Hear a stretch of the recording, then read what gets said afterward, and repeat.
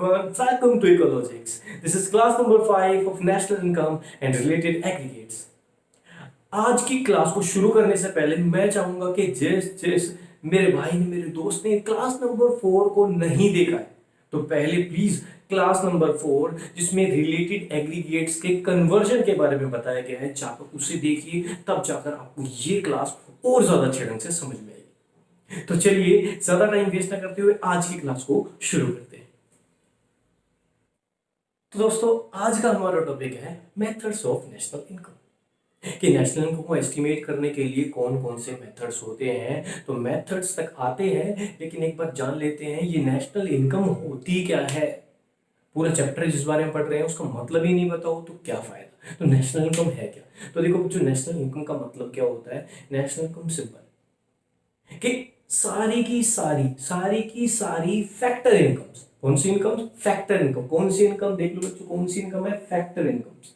सारी की सारी फैक्टर इनकम्स जो कि अर्न की है हमारे रेजिडेंट्स ने। रेजिडेंट्स पता है ना, बता दिया था। अगर नहीं पता लगा है तो क्लास नंबर 1 एंड 2 देख लीजिए, जहां आपको फैक्टर इनकम और रेजिडेंट के बारे में जानकारी हो जाएगी। तो चलिए शुरू करते हैं। तो मैंने कहा, जितनी भी फैक्टर इनकम्स है जो हमारे रेजिडेंट ने कमाई, कहां? Inside the territory and outside the territory of our country. मतलब हमारे देश के लोगों ने हमारे देश की टेरिटरी के अंदर जो इनकम कमाई वो, प्लस में वो इनकम जो उन्होंने टेरिटरी के बाहर से कमाई और लेकर आए हमारे यहाँ पर, वो उन दोनों का सम क्या है? हमारी टोटल नेशनल इनकम। अब कहोगे टेरिटरी के अंदर से बच्चों वो वाली इनकम जो हमारे रेजिडेंट ने हमारी टेरिटरी के अंदर कमाई, कौन सी थी? Domestic income. मैंने बताया भी था डोमेस्टिक इनकम, जिसका नाम क्या होता है? NDPFC। और मैंने कहा था टेरिटरी के बाहर से भी इनकम लेकर आएंगे हमारे देश वाले, लेकर आएंगे ना। वो कौन सी थी? कौन सी थी? मैंने बताया था, यस बिल्कुल सही कहा, NFIA, net factor income from abroad. तो जब मैं अपनी घर की इनकम, मतलब जो टेरिटरी के अंदर की इनकम में वो इनकम ऐड कर दूंगा जो मैंने टेरिटरी के बाहर से कमाई, तो क्या आ जाएगी? मेरी नेशनल इनकम। ठीक है, तो आगे देखते हैं। National product, national income, national expenditure, ये सब सिमिलर है। मतलब एग्जाम में अगर नेशनल इनकम बोल दिया जाए तब भी आपको क्या निकालना है? NNPFC कैलकुलेट करना है। अगर आपको बोल दिया जाए नेशनल एक्सपेंडिचर कैलकुलेट कीजिए, तब भी आपको NNPFC कैलकुलेट करना है। National product, NNPFC। मतलब क्या है? ये तीनों की इक्वालिटी का रीजन क्या है? तो देखिए बच्चों, नेशनल प्रोडक्ट मतलब जो भी final goods and service produce होती है, आपको पता है जितनी भी फाइनल गुड्स एंड सर्विसेज हमारी इकोनॉमी में प्रोड्यूस होंगी, उनको प्रोड्यूस करने के लिए क्या लगे होंगे? फैक्टर्स लगे होंगे। हाँ, तो बिल्कुल है, जो final goods and service produce हुई उससे हम नेशनल इनकम निकाल सकते हैं। दूसरा, जो हमने उसके ऊपर फैक्टर्स लगाए हुए हैं, लैंड, लेबर, कैपिटल, याद है? तो उनको हमने क्या दी होगी? हमने पेमेंट की होगी। तो मतलब उन्होंने क्या कमाई? इनकम कमाई ना। तो उस इनकम से हम नेशनल इनकम निकाल सकते हैं। और जाहिर सी बात है, अब इनकम मैंने कमाई तो मैं इनकम का क्या करने वाला हूँ? अपनी बॉन्ड्स को सेटिस्फाई करने के लिए एक्सपेंडिचर करने वाला हूँ, खर्चा करने वाला हूँ, दैट इज नेशनल एक्सपेंडिचर। तो वही पैसे क्या हो जाएगा? मैं जो इनकम कमा कर लाया वो मैं एक्सपेंडिचर करने में खर्च कर दूंगा, दैट इज नेशनल एक्सपेंडिचर। और तो फिर दोबारा वही फ्लो, सर्कुलर फ्लो चलेगा। कैसे? दोबारा से जो मैंने एक्सपेंडिचर किया गुड्स एंड सर्विस को परचेज करने पे, वो पैसे कहाँ जाएंगे? या फिर गुड्स एंड सर्विस प्रोड्यूस होगी, फिर दोबारा से क्या की जाएगी? इनकम मिलेगी, फिर से एक्सपेंडिचर। मतलब यही क्या है हमारा? यही तीनों चीजें क्या चलाती हैं? हमारा सर्कुलर फ्लो चलाती हैं इकोनॉमी के अंदर। ठीक है, तो एग्जाम में किसी भी मेथड से नेशनल इनकम एस्टिमेट करना हो, नेशनल इनकम की एस्टिमेशन बिल्कुल सिमिलर आएगी, चाहे वो नेशनल प्रोडक्ट हो, नेशनल इनकम हो, चाहे नेशनल एक्सपेंडिचर हो। और इसी बेस पे हमारी नेशनल इनकम को एस्टिमेट करने के कितने मेथड्स बनते हैं? हाँ, 3 मेथड्स। कौन कौन से? नंबर 1,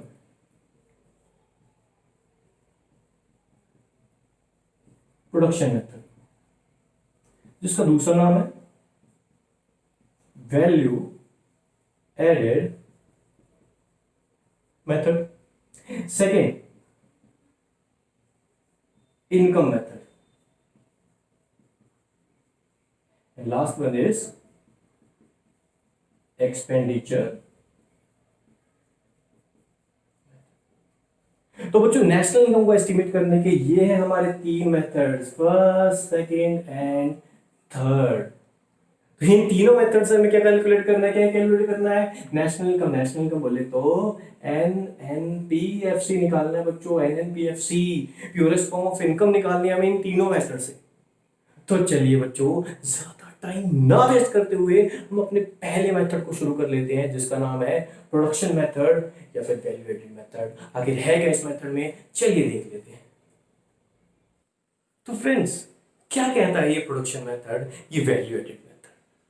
देखो, प्रोडक्शन मेथड और वैल्यू एडिड मेथड सिंपल सी एक बात कहता है कि इकोनॉमी के अंदर जितनी भी प्रोडक्शन यूनिट्स है, जितनी भी प्रोडक्शन यूनिट है, जितने भी प्रोडक्शन के हमारे सेक्टर्स है, primary sector, secondary sector, tertiary sector, इन सभी सेक्टर के द्वारा जितनी भी वैल्यू एडिड की जा रही है, मतलब ये किसी भी चीज की वैल्यू को जो बढ़ा रहे हैं, जो एडिड कर रहे हैं, हमें क्या करना है, उस वैल्यू एडिशन को क्या करना है, उस वैल्यू एडिशन को जोड़ना है और उसी के बेस पे क्या करना है, नेशनल इनकम को फाइंड आउट करना है। अब बात ये आती है, ये वैल्यू एडिशन से नेशनल इनकम कैसे निकलेगा। नेशनल इनकम तो होता है एनएनपीएफसी, तो इसे कन्वर्ट कैसे करेंगे, तो कन्वर्जन बहुत ही सिंपल रहेगा, जैसा मैंने class number 4 aggregates of national income में समझाया था। तो हमें क्या करना है, सबसे पहले वैल्यू एडिड को फाइंड आउट करना है, इन सेक्टर्स की वैल्यू एडिड को फाइंड आउट करना है। तो वैल्यू एडिड को हम क्या बोलते हैं, gross value added at market price भी बोलते हैं। क्या बोलते हैं, gross value added at market price.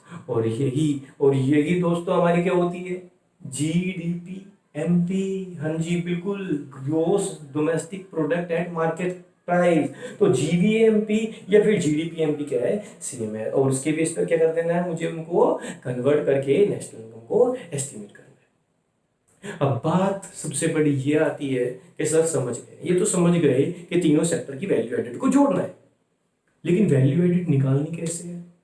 तो देखो, वैल्यू एडिड को निकालना कैसे है, एक छोटे से एग्जांपल से मैं समझाता हूं। देखिए,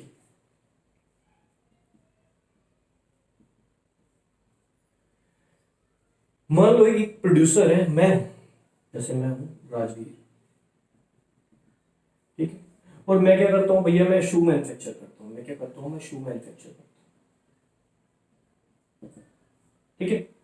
अब बच्चों, शू मैन्युफैक्चर करने के लिए, शू मैन्युफैक्चर मैं खुद ही करता हूँ, हाँ जी, इंडिया के अंदर। बायकॉट चाइना चल रहा है, चाइना से नहीं मंगवाऊंगा, इंडिया के अंदर प्रोड्यूस करूंगा। तो मैंने क्या किया, मैं शूज प्रोड्यूस करना चाहता हूँ। तो बताइए शूज कैसे प्रोड्यूस होंगे। मैं शूज प्रोड्यूस करने के लिए क्या चाहिए, सबसे पहली चीज क्या चाहिए, सबसे पहले मुझे तो लेदर चाहिए होगा ना, चमड़ा चाहिए होगा। फिर उसको, उससे क्या बनेगा, उससे जूते बनते हैं ना। तो हाँ, तो मैंने क्या किया भैया, मैंने क्या किया, मैंने मार्केट से क्या किया, मैंने लेदर परचेज किया। लेदर, ये क्या है मेरा रॉ मटेरियल, है ना। ये मैंने रॉ मटेरियल परचेज किया। और रॉ मटेरियल कितने का परचेज किया, मान लो मैंने 5,000 रुपये का, मैंने 5,000 रुपये का क्या किया भैया, रॉ मटेरियल परचेज किया, ठीक है। अब इस रॉ मटेरियल पे, इस लेदर के ऊपर मैंने क्या किए होंगे, फैक्टर्स ऑफ प्रोडक्शन को लगाया होगा, है ना। फैक्टर ऑफ प्रोडक्शन को एम्प्लॉय किया होगा। तो जैसे जैसे मेरे फैक्टर ऑफ प्रोडक्शन लगे होंगे, तो इस लेदर की क्या हुई होगी, इस लेदर की फॉर्म चेंज होना शुरू हो गया होगा, है ना। और चेंज होते होते अल्टीमेटली मुझे क्या मिल गया होगा, अल्टीमेटली मुझे क्या मिल गया होगा भैया, मुझे शूज मिल गए, मेरे शूज का प्रोडक्शन हो गया होगा, मतलब मेरा आउटपुट मैन्युफैक्चर हो गया होगा, मेरा शू बन गया होगा। अब बात ये आती है कि 5,000 रुपये का लेदर था, रॉ मटेरियल कितने का था, 5,000 रुपये का। अब शू कितने का, 5,000 का मैन्युफैक्चर होगा बच्चों, 5,000 का होगा, बिल्कुल भी नहीं होगा। क्यों, फैक्टर से नहीं लगाया क्या भैया, लैंड लगाया, लेबर लगा, कैपिटल। तो इन्होंने क्या किया होगा, इस रॉ मटेरियल की वैल्यू को बढ़ाया होगा, है ना। इस रॉ मटेरियल की वैल्यू में इंक्रीमेंट किया होगा, और इंक्रीमेंट हुआ तो भैया हमारा शू कितने का मैन्युफैक्चर हुआ, हमारा जो आउटपुट है इसकी कितने की वैल्यू बनी, हमारे आउटपुट की वैल्यू बनी ₹20,000। मैंने कहा 5,000 रुपये का मैं रॉ मटेरियल लेकर आया था, उसको मैंने लेकर आया, फिर उसके ऊपर फैक्टर प्रोडक्शन को लगाया, फिर उसकी फॉर्म चेंज होनी शुरू हुई, और लास्ट में अल्टीमेटली मेरा आउटपुट जो बना, मेरा वैल्यू ऑफ आउटपुट जो बन गया, वो कितने का, वैल्यू कितने की बन गई, 20,000 रुपीज की वैल्यू बन गई। अब एक बात मुझे सोच कर बता दो बच्चों, इतना ज्यादा सोचना भी नहीं, बहुत ईजी, कि रॉ मटेरियल की वैल्यू कितनी थी, 5,000, और फैक्टर्स की वजह से मेरी वैल्यू में इंक्रीमेंट कितने का आ गया। देखो देखो बच्चों, ये देखो, 5,000 रुपये का रॉ मटेरियल था, उसकी वैल्यू को मैंने कितना बढ़ा दिया, 20,000। मतलब मैंने इसकी वैल्यू में एडिशन कितना कर दिया, इस पर मेहनत कितने की हो गई, मेहनत हो गई जी 15,000 रुपये की मेहनत हो गई पूरी। कितने की हो गई जी, 15,000 रुपये की मेहनत हो गई। तो यही है बच्चों, यही है तुम्हारा वैल्यू एडिड। एक हमारा वैल्यू। तो ये तो सिर्फ एक प्रोडक्शन यूनिट के बारे में, मैं एक शू मैन्युफैक्चर के बारे में बता रहा था। ऐसी बहुत सारी मैन्युफैक्चरिंग यूनिट होगी, ऐसी बहुत सारे सेक्टर्स जो है वो क्या करते हैं, अलग अलग चीजें प्रोड्यूस करते हैं और हर एक चीज पर क्या करते हैं, वो वैल्यू एडिशन करते हैं। और हमें क्या करना होता है, उन्हीं वैल्यू एडिशन के बेस पे क्या होता है, जीवीए एमपी वैल्यू एडेड को निकालना होता है और उससे हमें ऐसे कम निकालनी होती है। आई होप आपको ये समझ में आया होगा। अब देखिए दूसरी चीज, जो ये रॉ मटेरियल की वैल्यू थी, हम इसे क्या बोलेंगे, और ये वैल्यू ऑफ आउटपुट जो बना था इसको क्या बोलेंगे, आउटपुट जो है ये क्या है। तो देखो बच्चों, सिंपली वैल्यू एडेड का मतलब आपको समझ में आ रहा होगा। वैल्यू एडेड क्या है, the difference between this and this. मतलब जो मेरा ये आउटपुट बना, मतलब वैल्यू ऑफ आउटपुट, मतलब जो मेरे आउटपुट की वैल्यू आई है, जो मेरे आउटपुट की वैल्यू, आउटपुट की वैल्यू कितनी आ गई, 20,000 रुपये, है ना। और उसके लिए मैंने इंटरमीडिएट जो गुड्स था वो कितना कंज्यूम किया था, मतलब इंटरमीडिएट कंजप्शन कितना किया था, है ना। इंटरमीडिएट कंजप्शन कितने रुपए का किया था, 5,000 रुपीज का किया, है ना। तो जब मैंने वैल्यू ऑफ आउटपुट में से, वैल्यू ऑफ आउटपुट कितना था, 20,000 रुपीज था। तो जब मैंने वैल्यू ऑफ आउटपुट में से इस इंटरमीडिएट कंजप्शन 5,000 को माइनस किया तो क्या निकल कर आ गया, वैल्यू एडेड। तो value added is nothing but the difference between value of output and intermediate consumption. तो इन दोनों के बीच का जो डिफरेंस निकला वो क्या निकला, वैल्यू एडेड, जिसका नाम क्या होता है, जीवीए एमपी या फिर जीडीपी। आई होप आपको इतना समझ में आएगा कि वैल्यू एडेड आखिर निकलती कैसे। अभी देखते हैं वैल्यू एडेड मेथड की कुछ और लॉजिकल चीजों के बारे में जो एग्जाम में कंफ्यूज कर सकती है। चलो शुरू करते हैं। तो दोस्तों इस एग्जांपल से आपको वैल्यू एडेड निकालना आ गया कि कोई भी यूनिट जो है, कोई भी सेक्टर जो है इकोनॉमी के अंदर, वो कैसी वैल्यू एडिशन करता है। और ये वैल्यू एडिशन मैंने तो एक ही प्रोसेस होता है, ऐसी हर प्रोसेस के अंदर क्या होती है, वैल्यू ऐड होती हुई जाती है। और हमें क्या करना होता है, इस टॉपिक के अंदर उन सभी वैल्यू एडेड को जोड़ना होता है। ठीक है, तो वैल्यू एडेड का फॉर्मूला क्या निकल कर आया है कि हमने जब टोटल वैल्यू ऑफ आउटपुट में से उस इंटरमीडिएट कंजप्शन मतलब नॉन फैक्टर की वैल्यू को माइनस कर दिया तो कितना निकला, 15,000 which is our value added. तो वैल्यू एडेड का फॉर्मूला क्या निकला, value of output minus intermediate consumption. ठीक है, अब 20,000, 5,000, 15,000, चलो ये तो बहुत सिंपल था, कोई दिक्कत नहीं है। चलो समझ में आया सर, हमने क्या किया, एक नॉन फैक्टर लिया, रॉ मटेरियल लिया, रॉ मटेरियल की वैल्यू को हमने इंक्रीज किया, उसकी बीच में हमने मेहनत कितनी कर दी, उस मेहनत को ही हम क्या करते हैं, वैल्यू एडेड कह देते हैं ना, सिंपल सा। अब बात आती है वैल्यू ऑफ आउटपुट की। वैल्यू ऑफ आउटपुट,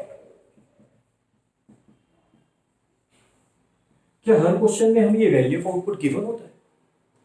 बिल्कुल भी नहीं। ऐसा जरूरी नहीं है कि वैल्यू ऑफ आउटपुट आपको गिवन हो, आपको वैल्यू ऑफ आउटपुट खुद भी निकालना हो सकता है। कैसे यार, वैल्यू ऑफ आउटपुट का मतलब क्या होता है, total value of goods and service produced. तो total value of goods and service जो तुमने प्रोड्यूस किया उसको होगा क्या, उसको करते क्या, उसको सेल ही तो करते हो ना। तो भैया वैल्यू ऑफ आउटपुट क्या होगा, वैल्यू ऑफ आउटपुट कैसे निकलती है, सिंपल सी बात है, जो सेल्स की है वही तो तुम्हारी वैल्यू ऑफ आउटपुट, जो तुमने सेल कर दी।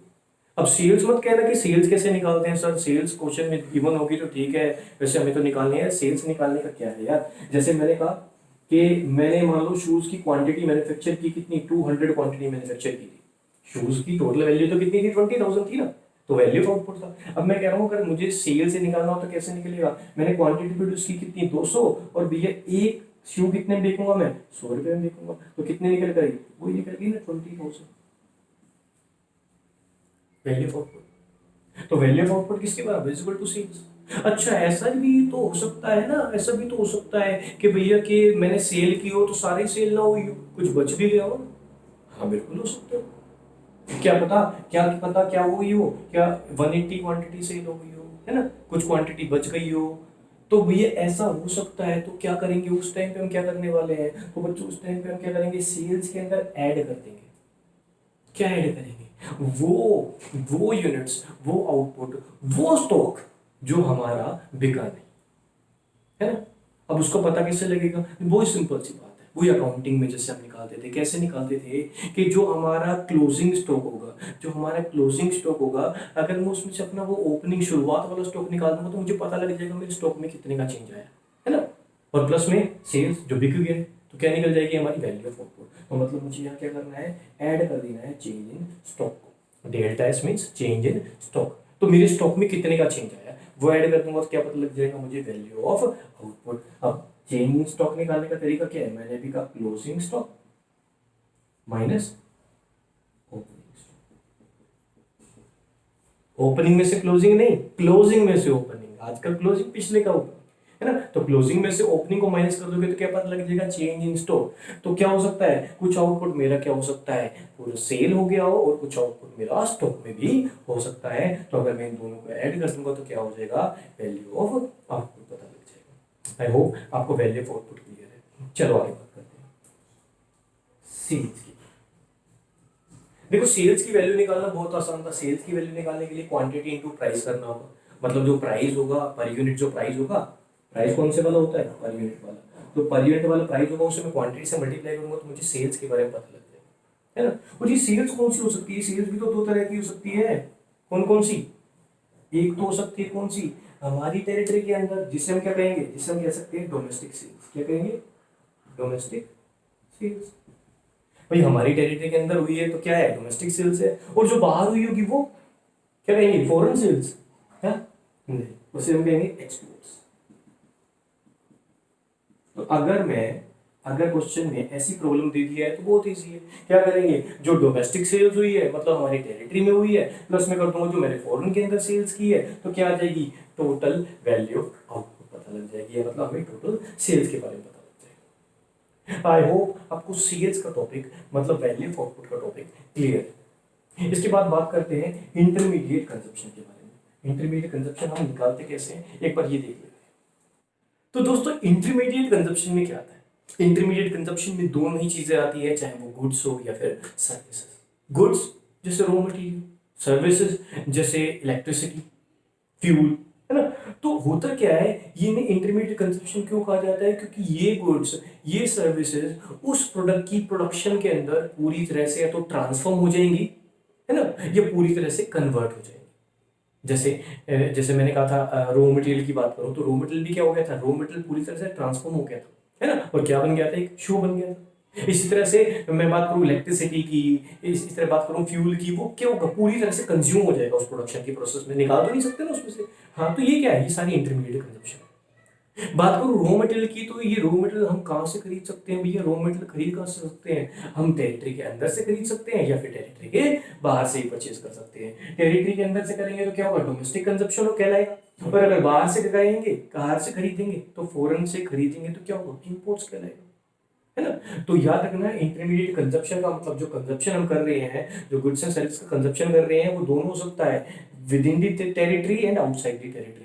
विद इन द टेरिटरी क्या कहलाएगा, domestic consumption of raw material, और आउटसाइड द टेरिटरी इंपोर्ट्स। ठीक है, अब हम बात करते हैं एंड पॉइंट्स के बारे में। देखिए बच्चों, मैंने एक चीज बताई थी कि जो वैल्यू एडेड है, प्राइमरी सेक्टर, प्राइमरी सेक्टर भी क्या करेगा, वैल्यू एडिट करेगा, मतलब जीवीएएमपी, जीवीएमपी निकालता है। ऐसे सेकेंडरी सेक्टर भी क्या करेगा, वैल्यू एडिट करेगा, मतलब जीवीएएमपी निकालेगा। और ऐसे क्या करेगा, हमारा टर्सरी सेक्टर भी क्या करेगा, वो भी क्या करता है, वो भी वैल्यू एडिट करता है ना, उसकी भी वैल्यू एडिट होती है। और वैल्यू एडिट निकालने का फॉर्मूला सिंपल सा आपको पता ही लग गया। वैल्यू एडिट कैसे निकली थी, वैल्यू ऑफ आउटपुट में से मैंने माइनस किया था इंटरमीडिएट कंजप्शन की वैल्यू। तो बच्चों एक चीज और याद रखना, जब मैं इन सेक्टर्स की वैल्यू को ऐड कर लेता हूँ, मतलब मैं तीनों सेक्टर्स की वैल्यू एडिशन जो इन्होंने की है मैं इसे ऐड कर लेता हूँ, तो ये क्या बन जाती है हमारी जीडीपीएमपी। मैंने पीछे भी कहा था। अब बच्चे ये पूछते हैं कि तीनों सेक्टर ना हो तो कोई दिक्कत नहीं है, एक सेक्टर है तो यही जीवीएमपी क्या बन जाएगी, जीडीपीएमपी। दो सेक्टर है तो दोनों सेक्टर की जीवीएमपी को ऐड कर तो क्या बन जाएगी, जीडीपीएमपी। तीनों है तो तीनों को ऐड करके क्या निकालेंगे, जीडीपीएमपी।